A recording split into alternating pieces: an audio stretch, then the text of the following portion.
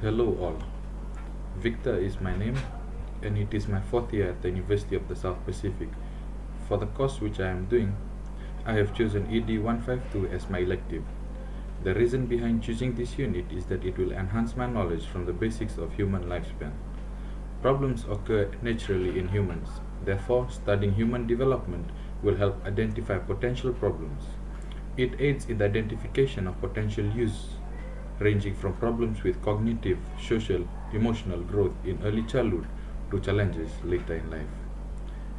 In this presentation, I will be elaborating on the relation between socio-cultural background and human development, explaining in depth common terms used in the context and also giving an overview of the theory proposed by Lev Vygotsky later in this presentation.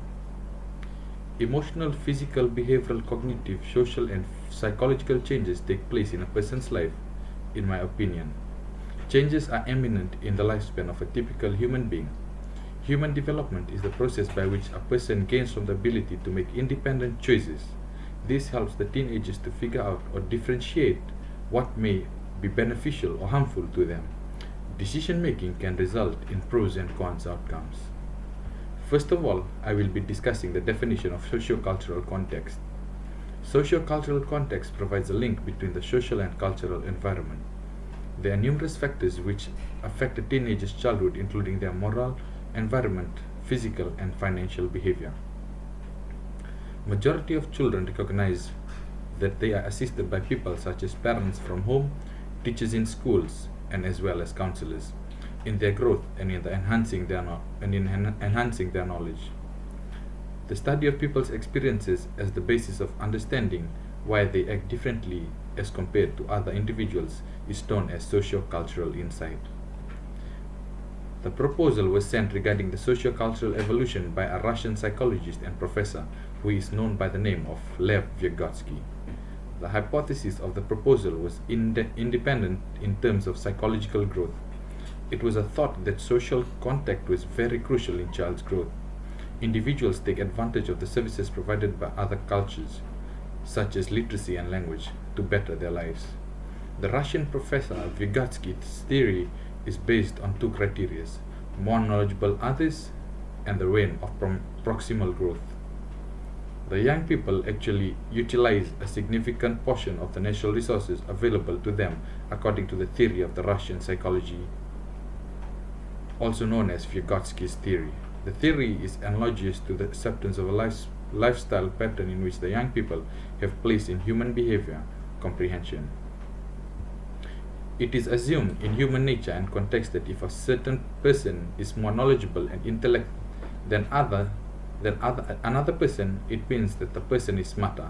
Friendship may be formed between parents, teachers, and teenagers, for example, since most of the children are not aware of the things that is happening in the neighborhood. The children need the help of anyone who can come up and keep them informed about latest occasions.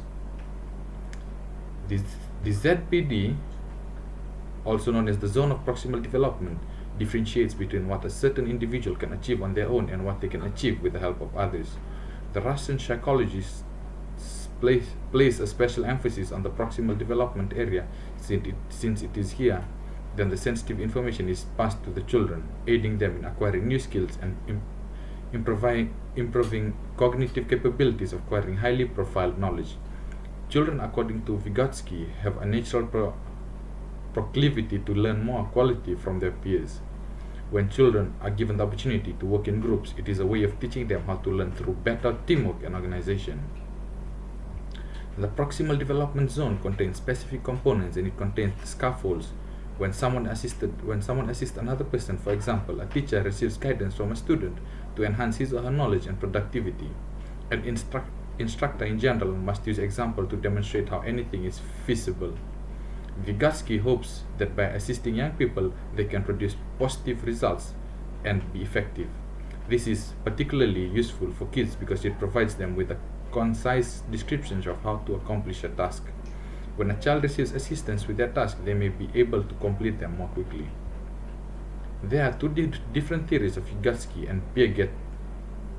Piaget, who is also a psychologist, proposed a theory of cognitive development. The hypothesis which Piaget proposed does not agree with the hypothesis that Vygotsky proposed.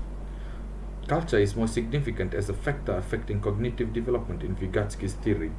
According to Vygotsky, children learn from their relationship, while Piaget's theory notes that children develop knowledge on their own. The relationship between a social cultural context and human growth is also important. Behavioral, mental, and physical growth are also important in the human development process. Human development is divided into two phases based on the age of a person. Human formation is the subject of many myths.